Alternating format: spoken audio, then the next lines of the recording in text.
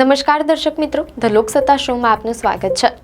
દુનિયાની બે સૌથી મોટી અર્થવ્યવસ્થાઓ અમેરિકા અને ચીન વચ્ચેના સંબંધોમાં આવેલા અચાનક બદલાવ વિશે વિગતવાર વાત કરીશું। દક્ષિણ કોરિયાના બુસાનમાં યોજાયેલા એશિયા પ્રશાંત આર્થિક સહયોગ APEC શિખર સંમેલન દરમિયાન અમેરિકાના રાષ્ટ્રપતિ ડોનાલ્ડ ટ્રમ્પ અને ચીનના રાષ્ટ્રપતિ શી જિનપિંગ વચ્ચે 6 વર્ષ બાદ 2 કલાક લાંબી મુલાકાત થઈ, જેણે વૈશ્વિક વેપાર જગતમાં મોટી રાહત આપી છે। આ મુલાકાત બાદ ટ્રમ્પે ચીન પર લાદવામાં આવેલા ટેરિફમાં 10% ઘટાડો કરવાની જાહેરાત કરી, જેને ટેરિફ વોર પરનું તાજેતરનું સીઝ ફાયર માનવામાં આવે છે। આજે આપણે આ મુલાકાત, ટેરિફ ઘટાડવાના નિર્ણયોની વિગતો, બંને નેતાઓના મૈત્રીપૂર્ણ નિવેદનો અને આ નિર્ણયની ભારત સહિત સમગ્ર વિશ્વ પર શું અસર પડી શકે છે તેના પર વિગતવાર વાત કરીશું। દક્ષિણ કોરિયાના બુસાનમાં એશિયા પ્રશાંત આર્થિક સહયોગ શિખર સંમેલનના ભાગરૂપે અમેરિકન રાષ્ટ્રપતિ ડોનાલ્ડ ટ્રમ્પ અને ચીની રાષ્ટ્રપતિ શી જિનપિંગની લાંબી અને સકારાત્મક મુલાકાત થઈ। આ બે નેતાઓ 6 વર્ષ બાદ મળી રહ્યા હતા। આ મુલાકાત એટલી સકારાત્મક રહી કે ટ્રમ્પે તાત્કાલિક અસરથી ચીન પરના ટેરિફમાં 10%નો ઘટાડો કરવાની જાહેરાત કરી દીધી। મીડિયા અહેવાલો અનુસાર અમેરિકાએ ફેન્ટાનિલ પરનો ટેરિફ 20%થી ઘટાડીને 10% કરી દીધો છે, જ્યારે ચીન પરનો કુલ ટેરિફ 57%થી ઘટાડીને 47% કરવામાં આવ્યો છે। આ ઘટાડો વેપાર જગત માટે મોટો સંકેત છે। મીડિયા અહેવાલો અનુસાર ટ્રમ્પે એ પણ સ્પષ્ટ કર્યું કે અમેરિકાએ ચીન સાથે 1 વર્ષનો વેપાર સમજૂતી કરી છે, જેને નિયમિત ધોરણે આગળ વધારવામાં આવશે। આ જાહેરાત પહેલા પરિસ્થિતિ ખૂબ જ તણાવપૂર્ણ હતી। ટ્રમ્પે અગાઉ ચીન પર પહેલાથી લાદવામાં આવેલા ટેરિફ પર 100% વધારાનો શુલ્ક લગાવવાની ધમકી આપી હતી, જે 1 નવેમ્બરથી લાગુ થવાનો હતો।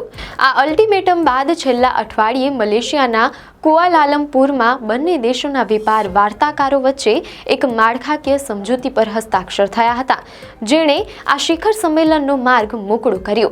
મીડિયા અહેવાલો અનુસાર આ 2 કલાકની મુલાકાત દરમિયાન બંને નેતાઓએ એકબીજાનો વિશ્વાસ જીતવાનો પ્રયાસ કર્યો। ટ્રમ્પે ચીનની સંવેદનશીલ દુખતી રગ તાઇવાનને આ મુલાકાતમાં બિલકુલ ન છેડીને શી જિનપિંગને ખુશ કર્યા। બીજી તરફ ચીને અમેરિકાને દુર્લભ ખનિજ તત્વો રેર અર્થ મટીરિયલ્સનો નિકાસ ચાલુ રાખવાની ખાતરી આપીને ટ્રમ્પને ખુશ કર્યા।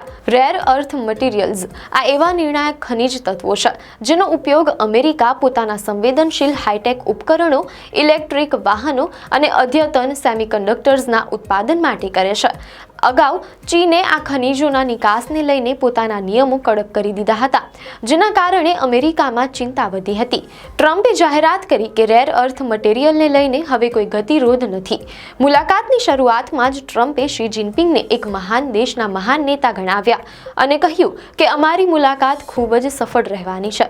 શી જિનપિંગે પણ જવાબમાં કહ્યું કે ટ્રમ્પને જોઈને સારું લાગી રહ્યું છે અને દુનિયાની બે મોટી અર્થવ્યવસ્થાઓ વચ્ચે ક્યારેક ટકરાવ થવો સામાન્ય છે। જિનપિંગે કહ્યું કે તેમનું માનવું છે કે ચીનનો વિકાસ ટ્રમ્પના અમેરિકાને ફરીથી મહાન બનાવવો, મેક અમેરિકા ગ્રેટ અગેનના દ્રષ્ટિકોણ સાથે સુસંગત ચાલે છે। ટેરિફમાં સીઝફાયર હોવા છતાં અમેરિકા અને ચીન વચ્ચેના મૂળભૂત મુદ્દાઓ અને તણાવ હજી યથાવત છે। અમેરિકા સતત ચીન સાથેના મોટા વેપાર અસંતુલન પર ચિંતા વ્યક્ત કરતું આવ્યું છે।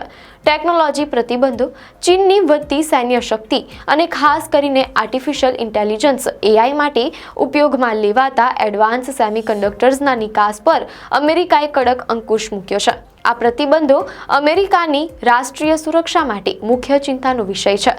સોશિયલ મીડિયા એપ્સ, ચીની સોશિયલ મીડિયા એપ ટિકટોકના ડેટા સુરક્ષા અને રાષ્ટ્રીય સુરક્ષા પર પણ બંને દેશોના અધિકારીઓ વચ્ચે સંવાદ થયો છે।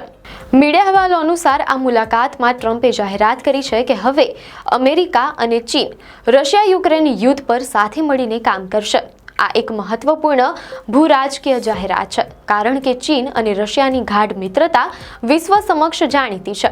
આગામી દિવસોમાં આ નજીકતા કેટલી રહે છે તે જોવાનું રહે છે। કારણ કે આનાથી રશિયા ચીન મિત્રતાની પણ કસોટી થશે.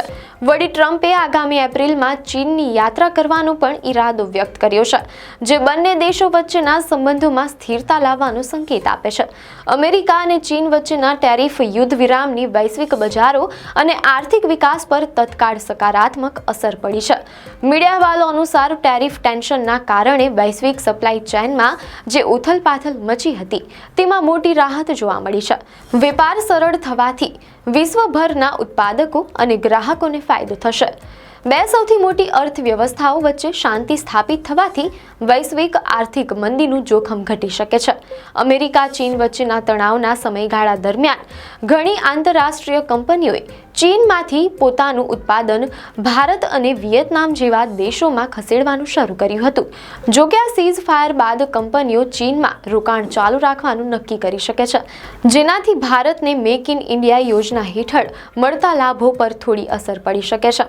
મીડિયા અહેવાલો અનુસાર અમેરિકા ચીનને સોયાબીન વેચવા માંગે છે અને અન્ય કૃષિ ઉત્પાદનોનો વેપાર પણ વધારવા માંગે છે. આ વેપારના વધારાથી વૈશ્વિક કૃષિ બજારોમાં સ્થિરતા આવી શકે છે.